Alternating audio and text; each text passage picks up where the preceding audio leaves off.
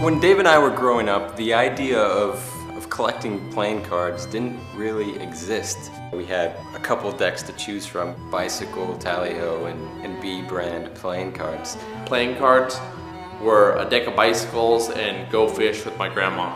And we were also always collecting casino decks. I always saw Dan and Dave with Jerry's or a Dunes deck. And they looked cool. They were very retro, and they had a very distinct feel and finish. I don't think any other deck has matched since. But at the time, that was it. There weren't really any custom playing cards or unique back designs. And I think it was always in the back of our mind, hey, we should do our own deck of cards. And at that time, the first thought was, how the hell do you design a deck of playing cards? Once David Blaine released his deck of cards, that inspired us and definitely made us sit down and say, hey, we gotta do this. What are our cards gonna look like? Who's gonna design them? And what are we gonna call them? When Dan and Dave told me they're making their own deck, and I, as a joke, said, make one white, one black, call it Smoke and Mirrors. It's just an empty canvas. Anything can be on this card. And I think it took working with Cy Scott initially for us to grasp that. Then it just opened the floodgates. The exciting part about designing a deck of playing cards is seeing where you can take it. When we released the first edition, we had no idea there'd be a second, third. Initially, I don't even think the thought of selling it occurred to us. The first time I ever heard of a playing card deck being sold for over $100, I looked and saw what it was. It was a Smoke and Mirrors deck. I couldn't believe it. We used to use those as just like normal cards. We had no idea they would spawn this entire collectible market. It's something that, you know, went way bigger than we ever expected. It's amazing the recognition and the support the cards have had over the years.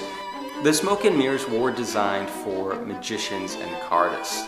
They were designed to be used, you know. We built them to last, to be beautiful, to fan well, to shuffle well.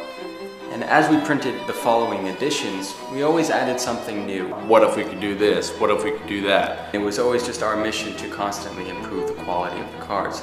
There was always a limitation in the past, whether it was budget, technological reasons. What's the next big thing? And now it was, you know, pull out all the stops. At first, version 7 was just going to be another color. We actually teased it in version 6 by including an ad card that was potentially the design for version 7. But after that was released and after really thinking about it, we decided that no, we had to do something really special. We wanted to really say farewell to the brand, to the franchise. We really wanted to satisfy our fans and the collectors of our cards. We had to update not just one deck, but all of the decks. And give fans what they wanted, the ultimate box. For the deluxe box set, we set it upon ourselves to do everything imaginable to make these the ultimate deck of cards. We redesigned everything from the ground up. We used effects like embossing and foil stamping. We went completely over the top. We actually foil stamped the inside of a box. That's not even something you see on the outside, but it's a detail that when you open, you can appreciate.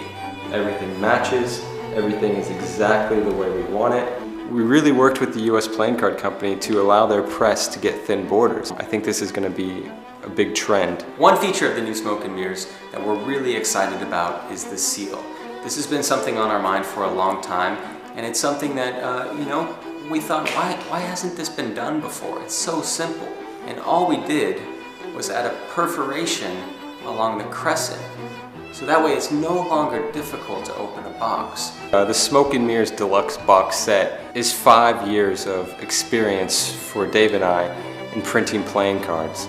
It's everything we know about that in one box, signed, numbered, only 10,000 made, and once they're sold, that's it, they're gone forever. We're discontinuing the brand.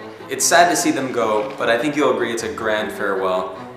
The Smoke and Mirrors were a fantastic run. We thank you for that, and we hope you enjoy this final edition.